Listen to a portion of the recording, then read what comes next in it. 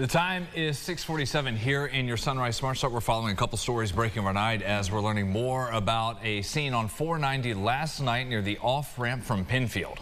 In fact, we witnessed several Monroe County Sheriff's Office cruisers and Brighton Fire at the scene. News 8's crew was able to watch as the deputies appeared to pull someone into custody. It has now been confirmed that arrest was for a DWI. We will update you as we learn more about this case, still ongoing on air and online at rochesterfirst.com. Yeah, that driver identified as a man from Fairport. Another person is in custody and multiple people are hurt after a fiery crash on 390 northbound on the west side near Lexington Avenue. Troopers say it happened around 8:30 p.m.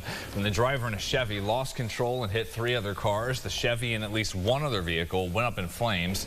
Troopers tell us the driver of the Chevy, a man 37 years old, was the one taken into custody. No details yet on specific charges he's going to face as they're pending. Again, as for those with minor injuries involved, we're told they will all be okay. Over to Cayuga County, where one person is dead, 4 other people hurt after a pickup truck and tractor trailer collided. This happened around 1:30 yesterday afternoon at the intersection of 370 and 38.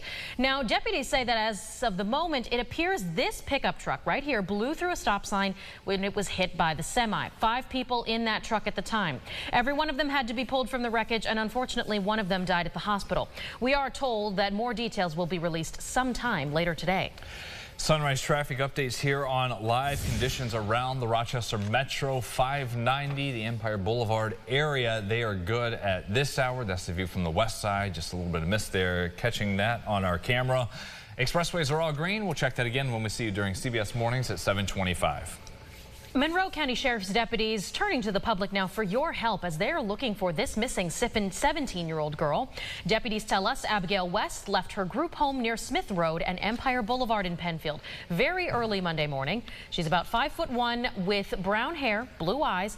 If you think you recognize her or know where she may have gone, please come forward and call 911. Happening today, one of the 2 men accused of beating a man to death Christmas morning in Rochester is set to appear in court once again. 22-year-old Bruce Wayne Beeman and 33-year-old Guy Musgrave have both pleaded not guilty to their charges for the beating of 60-year-old Michael DeCesar during an attempted robbery. Police say the 2 men attacked DeCesar for several minutes while robbing him. The victim died in the hospital more than a month after that attack. Beeman is the one set to appear in court at 9:30. In federal court today, an appearance for the former Avon police chief, Joseph Geer. It's reportedly for a plea hearing, and while the reason for the case overall is still unannounced, unclear here, his scheduled appearance follows news that the FBI and New York State Comptroller's office had both been investigating him. When Geer resigned from his position earlier this month, at the time, Avon's village mayor, Robert Hayes, told News 8 this issue involves the Avon Central School District, where Geer had been operating as a resource officer. News 8 never been able to reach Geer for a comment, though we have reached out. His appearance is set for 12:30 today. Tonight, a group of Rochester City Council members is hosting a reassessment hearing. They are looking to give you another chance to voice concerns, experiences, and more input on this reassessment process. This follows all our stories on frustration from homeowners seeing property values going up around the city, something Mayor Malik Evans has attributed to helping the overall property tax rate drop significantly. That town hall is at 6 at City Hall. The online gallery viewing for the annual 6x6 fundraiser is live today, hosted by the Rochester Contemporary Art Center, known as ROCO. This fundraiser has been around since 2008, featuring 5,000 6x6 art pieces donated from all over. Famous artists, hobbyists, we've got some local talent in the mix, and some youth pieces as well. The organization usually sells about 2,500 of them for $20 each, and it all goes towards continuing the gallery's future projects. The competitive buying starts Saturday, so get a look in now for the ones you want. That is going on now. Soon enough, we'll have the State Yoga Festival coming back for a 7th year in a row. Huge festival right here in our backyard. So Ron Spitzer got some insight from the founder, talking about what makes the festival so unique, joining us live in studio with that insight. Ron. Yes, the Yoga Festival is an all-day event at Letchworth State Park, and organizers say it's the biggest yoga event in upstate New York. During the festival's first year in 2018, organizers were hoping to have 300 participants, but were pleasantly surprised when 2,000 showed up. Attendees can expect a lineup of yoga classes across various styles and levels, along with with hiking workshops. In addition to yoga, though, the event will host a vendor marketplace showcasing local businesses. And for the first time this year, the event will have an area called the Zen Den, where there will be sound bowl healing, meditation sessions, and breath work. Founder Nicole Casimir says the event really is for everyone. It's very beginner friendly, so open to all levels, meaning some of these people who come were dragged by their friends or coworkers. Other people have seen their mat several times, so it's really open to all. And we always say, you know what, maybe if you come and you do yoga for the first time and it's not your thing, you still have the great outdoors, you still have hiking classes, you still have a ton of workshops to choose from.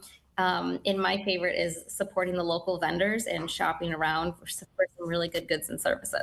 The festival is Saturday, June 8th. Tickets are available now. You can find more information on the schedule and registration on our website, rochesterfirst.com. Guys, back to you. A lot of fun. Hope the weather will be fine in a week and a half. Thank you, Iran. Let's going inside the Buffalo Huddle. The Bills getting back to work again today for another round of OTAs. There won't be any shoulder pads or hitting. They saved that for training camp in Fisher. But it is another good chance for the team to get to know each other better on and off the field, especially with all the new faces and changes with the roster. And one position group seeing a flip: offensive line. Connor McGovern is sliding over to center from guard, replacing Mitch Morse, who's no longer in Buffalo. He's with Jacksonville, moving this offseason. McGovern did play center at Penn State, and after a 5-year break from that, he's right back where he started. When I signed here, I knew eventually I'll be playing center. I didn't think it would be this year or right now, but I knew when Mitch either retired or left that I would be switching over to center. But just like everyone else, I didn't see how it unfolded this offseason. Wish it would have happened differently a little bit, just love Mitch, but it's football, it's a business, and it's how it happened.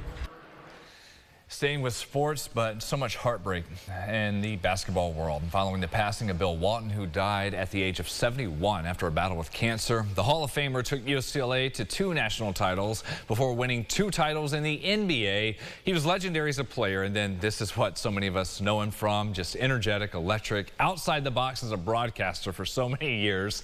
He ate a cupcake with a lit candle on it, and he took his shirt off in the middle of one game. Walton was unique, one of one. He was a true legend and a figure the sports world is never, ever going to forget. Oh, yeah, he looks like a fun guy. Yes. Well, it is now the unofficial kickoff to summer in the U.S. with Memorial Day come and gone. Unfortunately, though, a lot of beaches and swimming pools cannot fully open to the public due to that ongoing lifeguard shortage. In states like New York and Michigan, this has forced some municipalities to reduce operating hours for beaches, maybe even closing them altogether. For example, in New York City, officials say they need 600 lifeguards in order to cover all the beaches, but they only have about 230 currently working. Big deficit there. They are trying to ease some requirements, trying to fill some gaps. You know, we got some trainings here in Rochester. Yep. They're on our website, rochesterfirst.com. We need them too. Yeah, and we're still about 3-4 weeks before most of our public pools open. Water's still chilly. Temps too this morning, James. Yeah, definitely. You can feel it out there, and the unpleasant part is the light drizzle. Yeah. That's out there as well. That's probably going to be a staple, at least for most of this morning, and then the rain showers could pick up just a little bit this afternoon. Next couple of days, we dry out. We're staying on the cooler side Wednesday, Thursday, but as we go into the weekend, looks nice there. Friday, you got sunshine, and back to 70. Saturday looks good as well. I think we get to 70s there. And yes, the 80s will eventually return, maybe next week. All right. Thank you, James, and thank you for watching us this Tuesday morning at sunrise. We'll see you back here in 30 minutes. Have a wonderful day, and CBS Mornings is up next.